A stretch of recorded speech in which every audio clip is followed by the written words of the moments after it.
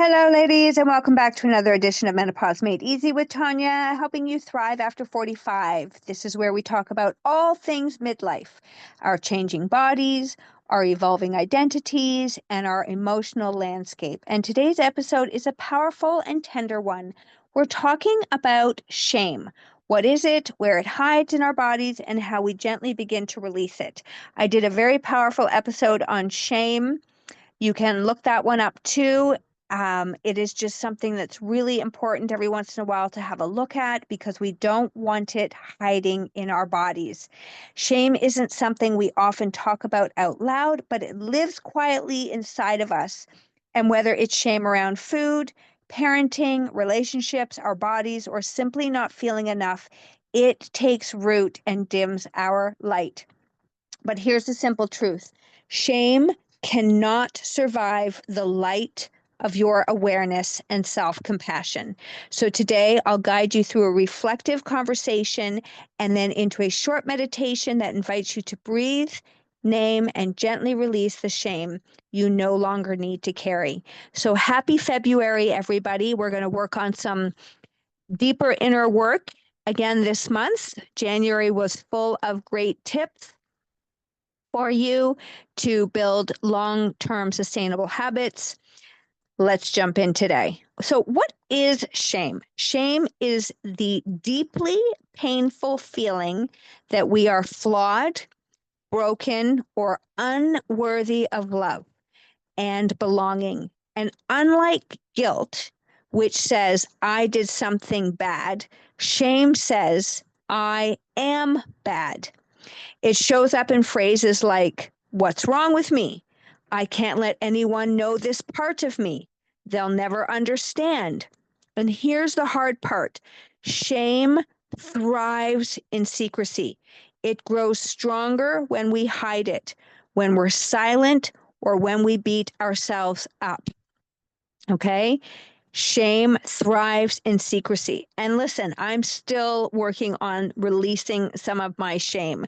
So, like I've always mentioned, we are like onions and we have many layers, and we release and move through one layer, and then we hit another layer. And that's the journey of life, moving through these layers. So, where does shame live in the body?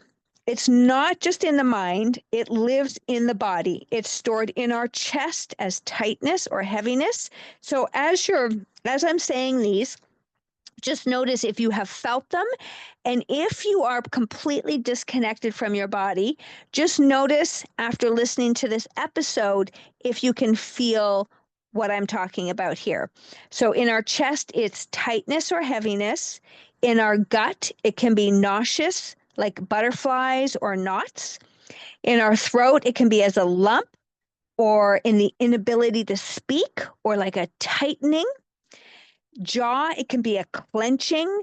In your shoulders, it can be tension or feeling that urge to round and shrink and play small. And in our nervous system, it can act as like a shutdown, freeze, or wanting to disappear. And many women describe shame as a dense fog or an invisible weight that lingers just under the surface, especially when hormones shift and emotions run high during perimenopause and menopause. It's really important to name our shame and release it. And it's radical. It's radical, I tell you. But what if we just said our shame out loud? Not to judge it or analyze it, but to release it. You see, because when we name what we're ashamed of, we're bringing it from the dark corners of our nervous system into the light of healing. So again, we do this in layers. Do what you're ready to do. Okay. And I've done this, and I have felt shame around my sugar addiction. I was a closet eater. I hid food, being afraid of what people would think if they saw how out of control I was, or if I was looking for attention. So I wrote my book, Cookie Dough in the Dark. I have pretty much let go of my shame around eating. I can eat in front of people. Yes, sometimes I still overindulge. But I am free to talk about it because I don't want it gripping me. And I have some some stories you wouldn't even believe how sugar has controlled my life at times. My parenting, I've talked about how I have lost my cool with my children and I didn't like it, that I yelled when I didn't want to. Sometimes I felt like I wasn't spending enough time with them, that there's lots of feelings of I wish I should have done something differently. But I've given myself grace that when you know better, you do better. And I have improved, when my kids were small.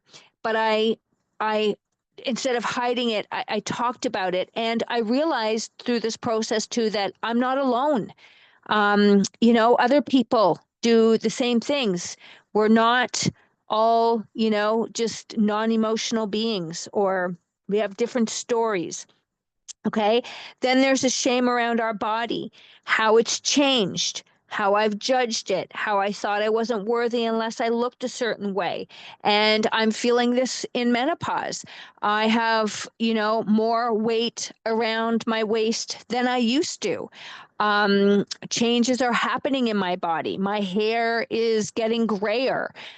There's certain things where I'm just like, I'm going to do the best that I can, but I am not going to be defined by my looks. I am bigger than that. All right. So letting go of that shame I may feel around myself. And I want you to know, like I've said, you're not alone in your shame. You're not alone. So let's do a gentle meditation to release our shame. You can put on some gentle music, bring yourself into a center. Obviously, don't do this if you're driving, okay? But just close your eyes for a moment. Take a nice deep breath in and out. And just center yourself. Wherever you are, take a moment to pause. Sit or lie down in a way that feels supportive to you. If it's possible, just close your eyes or soften your gaze. And again, let's just take a nice breath in through the nose. Feel the breath gently expand the chest. And then let's exhale slowly through the mouth. Let the breath carry out anything that no longer resonates with you. Let's do that again. Inhale through the nose. Exhale through the mouth.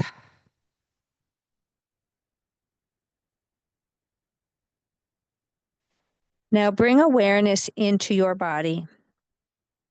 Notice where you might feel tension, tightness, or heaviness, and breathe into that space. We're going to name shame, not to dwell on it, but to free it. With each breath, I'll say a statement out loud, and if it resonates, repeat it softly, either in your mind or whisper it out loud, and then let the exhale be a release. Take what resonates and leave the rest.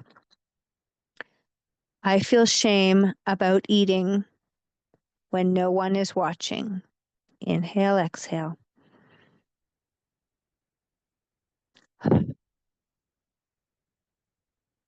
I feel shame about yelling at my kids.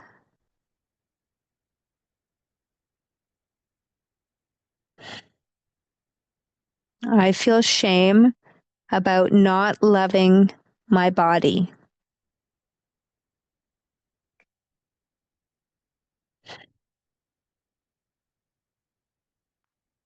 I feel shame about hiding my truth.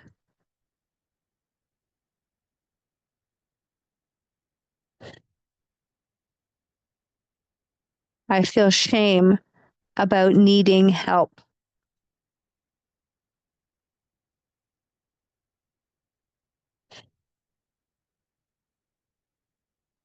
I feel shame about being too much or not enough.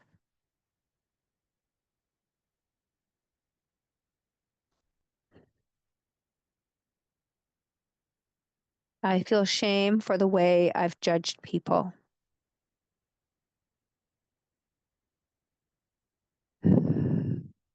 And just let any emotions that rise up be okay. You might feel tears, you might feel tightness, resistance. Notice where you feel it in your body, and that's your body processing and beginning to let go. And if none of those statements resonated with you, then fill in your own blanks. Now, place your hand gently over your heart and whisper softly, I am safe.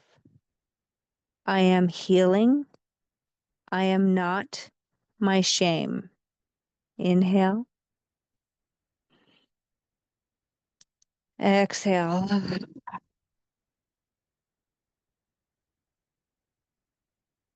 I forgive myself.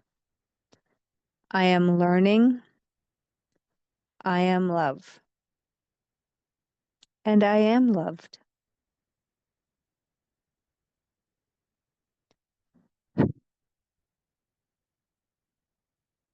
And breathe into your own tenderness.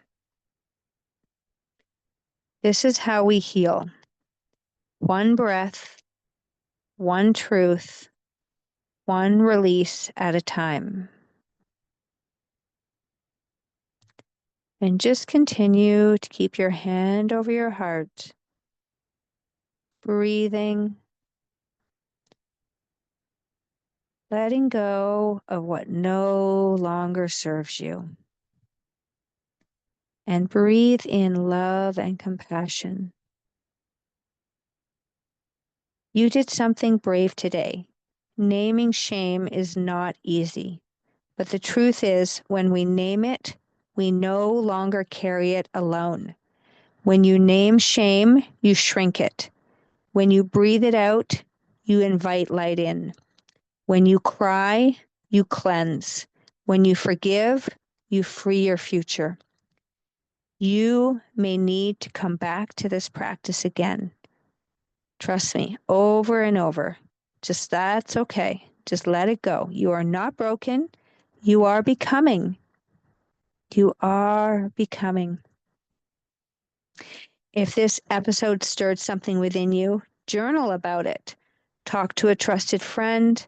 Let this be the beginning of releasing shame, not the end. And I'll leave you with this. Your worth was never up for debate.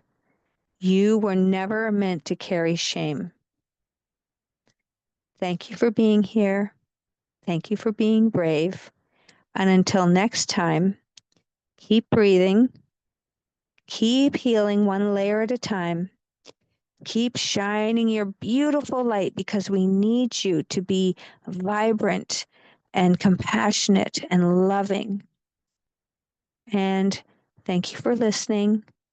Please share this with someone who needs it. Thank you for liking my podcast and subscribing. And if you need me at all, you know where to find me. Until next time, have a beautiful day.